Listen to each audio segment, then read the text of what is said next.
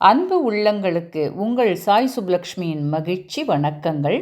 போன குட்டி வீடியோவில் பகவான் ஸ்ரீ கிருஷ்ணரின் உடன்பிறப்புகள் பற்றி தெரிந்து கொள்வோம் என்று சொல்லியிருந்தேன் அல்லவா? தற்போது அதை பற்றி பார்க்கலாம் வாங்க. முதல்ல கிருஷ்ணரின் அம்மா தேவகியின் பிறந்த வீட்டை பற்றி தெரிஞ்சுக்கலாம்.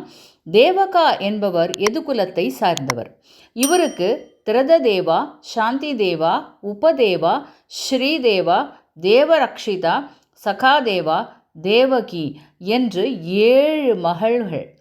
அப்பாடி 7 என்று மலைக்கிறீர்களா? துவாபர யுகத்தில் இதெல்லாம் ஒன்றுமே இல்லைங்க. இந்த தேவகியை யாதவ இளவரசரான வசுதேவருக்கு மனம் முடிச்சு வச்சாங்க.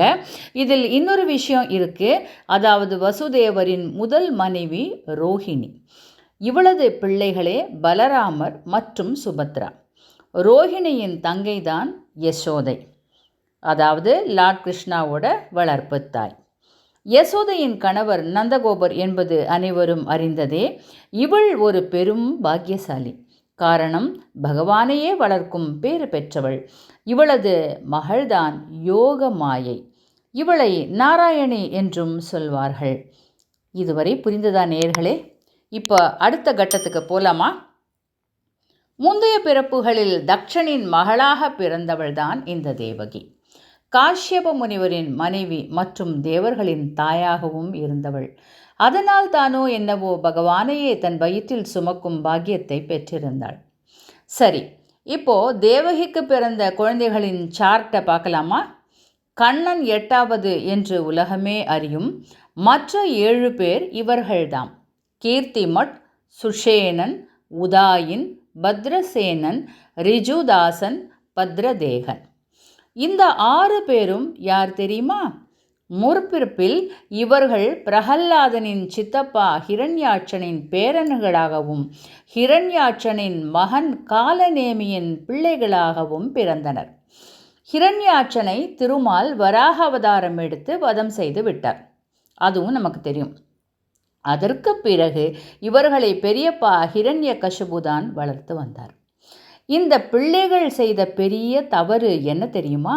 ஹிரண்யகசிபுவின் பர்மிஷன் இல்லாமல் இன்ஃபர்மேஷனும் கொடுக்காம பிரம்மாவை நினைந்து கடும் தவம் செய்து பல வரங்களையும் பெற்றார்கள். விஷயம் தெரிஞ்ச ஹிரண்யகசிபு சும்மா விடுவானா?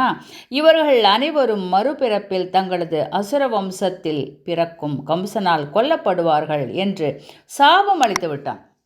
அதனால்தான் தேவகியின் வயிற்றில் பிறந்த உடனேயே கொல்லப்பட்டனர். சரி, 6 பேரோட கதை தெரிஞ்சு போச்சு. 7வது யார்? சாட்சாத் நம்ம பலராமனே தான். அவர் கருவில் இருந்த போதே யோகமாயின் உதவியோடு அவரை ரோஹிணியின் வயிற்றில் தரிக்கச் செய்தார். இப்போது உள்ள கருத்தரிப்பு மையங்களுக்கு சவால் விடுகிறார் போர். என்னவெல்லாம் நடந்திருக்கு பார்த்தீங்களா? இப்போ கம்சங்கிட்ட 7வது குழந்தை இறந்தே பிறந்தது என்று சொல்லிடுறாங்க. 8வது நம்ம ஸ்ரீகிருஷ்ணர். அதனால் அவனை கொல்வதற்கு முன்னாலேயே இடம் மாற்றிவிட்டனர். அவள்தான் யசோதைக்கு பிறந்த யோகமாயை. இப்போது புரிந்தர்களா நேயர்களே? பகவான் கிருஷ்ணனின் உடன்பிறப்புகள் யார் யார் என்று? இன்னும் இது போன்ற பல சுவாரஸ்யமான மற்றும் அவசியமான விஷயங்களையும் வரலாறுகளையும் உங்களுடன் பகிர்வேன். கண்ணபிரான் தன் தாய் தேவகையோடு அருள் பாலிக்கும் கோவில் ஒன்று கோவாவின் கேபிட்டல் பனாஜியில் இருக்கு. அந்த கிராமத்தோட பேர் மார்செல். பனாஜியிலேருந்து 18 கிலோமீட்டர் தூரத்தில் இது இருக்கிறது.